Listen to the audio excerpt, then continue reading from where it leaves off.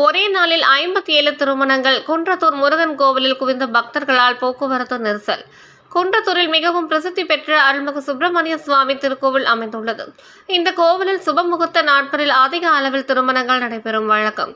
வைகாசி மாதத்தின் கடைசி முகூர்த்த நாளான இன்று ஒரே நாளில் மட்டும் குன்றத்தூர் முருகன் கோவிலில் 57 திருமணங்கள் நடைபெற்று வருகிறது.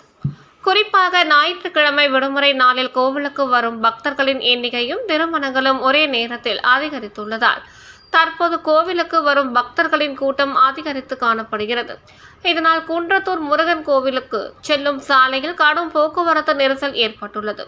கோவில் வளாகத்தில் திருமணத்திற்கு வந்தவர்களும் சாமி தரிசனம் செய்ய வந்த மக்களும் அதிக அளவில் வந்திருப்பதால் அந்த பகுதி முழுவதும் கூட்டம் நிறைந்து காணப்படுகிறது. தொடர்ந்து போக்குவரத்து நெரிசலை சரி செய்யும் பணியில் போலீசார் ஈடுபட்டு வருகின்றனர்.